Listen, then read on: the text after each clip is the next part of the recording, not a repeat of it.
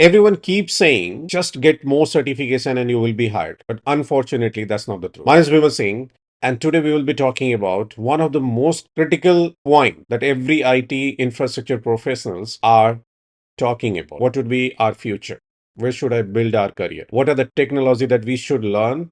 And what would be the right way to prepare and make ourselves ready for future? In this particular video, we will be discussing on those points. The second important point, why you should listen me. I'm a MCT, Microsoft Certified Trainer since 2008. Also a consultant. Since then, I'm delivering the training for various corporates. Almost every week, I interact with a group of people from the different organizations. And when I say organizations, big organizations. So while delivering the training, we do have a lot of discussions about the technology, what exactly going on, why they're into the training. And this gives me the understanding, the market demand. Also, whenever I get a project for consultancy, the demand of technology that gives me the clear understanding where the industry is moving. My recent projects was moving towards the Azure local and Azure sovereign clouds. So with those experiences, let's get started and explore those points. Let's first explore what exactly happening in the cloud job, and then we'll go to their skills that we should prepare. This cloud job market is going with major reset nowadays. Whatever you had 2 years back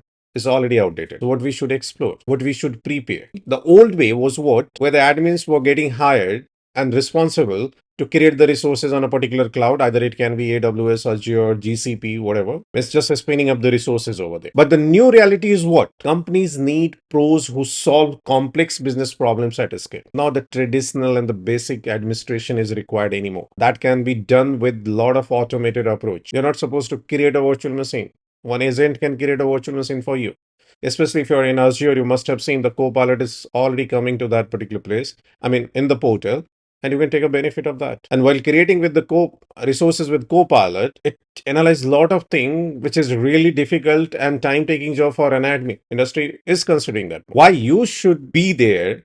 Because of the new reality, you must solve the complex business problem. And the demand is what? Not just creating a powerful system. A person who can create a powerful system which is efficient, reliable, resilient, and secure.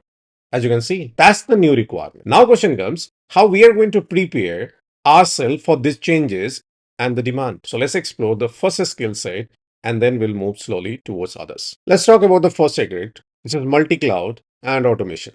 Very important part. Being a technical person, you can relate it. Earlier, or we definitely heard from a lot of people, pick a single lane. I mean, going with just one provider, either Microsoft, AWS, or Google Cloud. But that was earlier statement. Nowadays, industry is not looking for just the one who is expert in one particular one. Instead, they're looking for one who has expertise of all or expertise in one and understanding of all, not logical understanding, the practical experience of all. And so very simple. Why the organization is looking for that? Because they just want to avoid vendor lock-in and they want to get best out of each. As we know, industry has now the ability to manage the resources, doesn't matter where it is, either is in on-premises or multiple cloud. So yes, they're good to go for all this. And that is the reason they're looking for a person who has the experience on multi-cloud. The second benefit that you can see, resilience and uptime. What if you kept all the resources in one vendor and something went wrong with them? So it will be like a single point of failure situation. That another reason where the organizations are thinking, okay, keep and run your resources from multiple or in distributed mode. And the third point that you can see, as we know, everyone is offering you the similar kind of service, but still they have some unique quality. The organization wants to take and get the benefit of that unique quality. Being a technical person, you can understand how important these points are. So the fact is what? We do get a lot of experience and experts in the market who are specialized in a specific vendor, like someone you will find easily expert in a Microsoft, someone you can find easily expert in AWS, expert in GCP. But we have resources crunch, those who are expert in all these three, or those who have expertise in one and good understanding of all practical. That's the one catch that you can pick and make yourself ready for. We just talked about distributed cloud. I mean, resources to be distributed and running from multiple cloud. That is one point. But once you distributed all your resources and taking the best out of this, how the administration would take place here. And that's another important point where we can see the gap and we can pick that and make our career. That is basically automation. When I say automation, there are a lot of things, and a lot of vendors are offering you their automation tools or the languages. Like if I'm talking about Microsoft Azure, you can make yourself ready in Python or PowerShell. It gives you one dedicated service called Azure Automation. Similarly, we do have AWS and GCP. But again, that will take you towards expertise in one lane that we want to avoid. And that is the reason you must look for Terraform. That will be the game changer. The old way was what? Going with a specific automation tool, vendor specific one. But the new way is what? Cloud agnostic, means no dependency on the cloud providers. We need one automation solution that can reach out anywhere. Same approach to manage my AWS, GCP, Microsoft, or any other cloud. And we have use gap in this field also. If you're an infrastructure guy, this could be your another option that you can pick. And whenever you mention such things like you're good at Terraform or you have expertise on Terraform, the organization will get to know that, okay, you have expertise on multi-cloud. So you don't need to tell that. That automatically defines your skill. Once your infrastructure is ready and you decided how to manage those infrastructure, definitely you have to run something from those infrastructure, like applications you must be running. And as we know, the modern applications are running in a container. It's containerized application. So if you know how to run those applications from the container, that is going to definitely interesting career point for you. The vendor and cloud providers are offering a dedicated service to run their application. They have their specific one. If I take the example, app service. So if you're expert in this, that is good from the Microsoft side. But there is one common thing which is available everywhere, which is Docker and container. Kubernetes and containerization. Microsoft is also offering you this Kubernetes service and containerization. AWS is also offering you. GCP is also offering you. So if you know how to play with Kubernetes and containerization, again, that proves you're good to go with the multiple cloud and you have the understanding of multi-cloud. So if you have this much of understanding, like how to work with the multi-cloud, how to automate, and how we can run our application in a standard approach, that is not going to make you simple and common applicant. You will definitely be different from many others. Now let's move towards the second side of it. We just talked about multi-cloud infrastructure and what are the key points that we have to keep in our mind whenever we are trying to build our career towards that. And that's the one part. The second part is what? You don't need to act like a builder. We have seen a lot of people and infrastructure admins, they're good in building the resources, but the organizations are not just looking for the professionals, those who are good in building. Now you have to keep your security first mindset because organizations are looking for honors. And here the honor means what?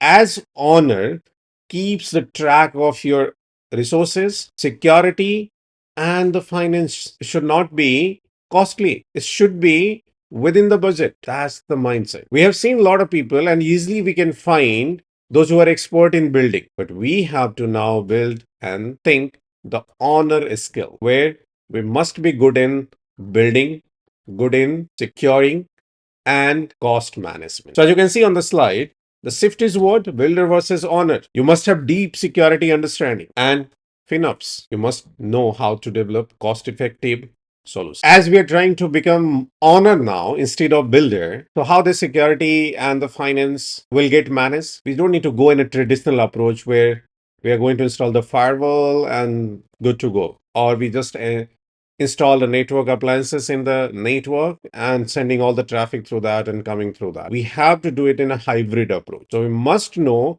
who is offering what for security and how that will get integrated in our digital estate. And the first thing, compliance. So what is the way and how this compliance policies and things will get integrated in our environment, in our digital estate, automated way. This is the point that you have to explain. So it's basically DevSecOps. There should be a continuous pipeline who can protect your entire digital estate. And you can see on the slide, shift left mentality. So security is not a final step. It must get integrated in your design from the day one. Because security is not a responsibility of one single person. At every stage, security should be there. Zero trust architecture. That's very common, and I've said the buzzword nowadays in the security. Do not trust to anyone, not even these big vendors. Instead, verify explicitly. Assume bridge. Always follow the list privilege. And as we discuss automated compliance, we should not go with the manual approach. We just need to find a way how we can apply those compliances in automated approach. This will definitely differentiate you from many others. Now, the other important part is what? finance. If you see the statement which is written on slide, writing code that works is mid-level skill, but writing code that's profitable is senior level skill. And this skill is required nowadays. So whatever you are doing, either you're designing a solution or deploying the solution, always consider the cost. Who is offering you what? How we can save by deploying it where? And what would be the good design through which we can save even a single dollar? Because that single dollar matters a lot. And towards that, the most important thing is what? Automated governance. Any unnecessary thing must get deleted. It is not like you just left it and planning one day we are going to clean the resources. Till that time, you will have huge amount of services, and every service somehow it is costing somewhere. Okay, the final and important one. Why I didn't discuss about AI? Because we are talking about infrastructure professionals. It doesn't mean you don't need to play with AI. And when I say play with AI, also doesn't mean you have to be a data scientist, you have to be a developer, you have to be expert in developing agents or kind of thing. That's not the point. But you as infrastructure professional must know how you're going to provide the resources to AI, their agents. And this is the high time where the cloud engineers and AI engineers are going to work together. They'll be developing the resources, and to run that resources, you need to provide the compute and other infrastructure. And that's the reason you can see here. Now we have new frontier. Cloud engineer must support AI workload, managing massive data pipelines, GPU intensive servers, and low latency deployments. This is another place where you can think about it and you can upgrade yourself, update yourself. We talked about core 3 secrets. Let me tell you how you can make yourself ready for all the secrets practically that will prove you and proves the organization that okay, you are capable enough to do this. As you can see from this slide, the first one, build the infrastructure. So try to design a secure multi-cloud Kubernetes environment using Terraform and make it reproducible. Then deploy the workload on it. Like just go and deploy a simple machine learning model on that cluster. And that proves that you can support EAs. Then the third, operationalize it. Like set up monitoring and some dashboard that can show the complete component status as well as the financial status. That will prove okay, you're able to make the infrastructure as owner, not builder. And finally, document everything. That basically shows your thinking. So if you have created such projects, definitely will make you ready for future. It is more than just a normal certification. Okay, let's summarize whatever we have explored so far. Our discussion took place in 3 different categories. One is multi-cloud and automation. Second one is security, FinOps, and the third one is AI integration. And now try to club everything all together. Don't make yourself stuck with one vendor. Explore multi-cloud administration. Make yourself ready for that. This is what the organizations are looking for. Not just become a builder, become an owner. Like think that's your infrastructure where you have to consider deployment, security, and the finance management. You can't ignore AI. As we discuss, you as cloud engineer and the AI engineer has to work together. Whatever is required for them, you must be there to provide an automated, secure approach to them. And this is what makes you different from many others. If you're convinced, explore it and be ready for future. Okay. So now it's your turn. Once you got the understanding, if you also agree with the point which we discuss in this particular video, don't waste your time, explore it and build your career. Thank you so much for watching. See you in next.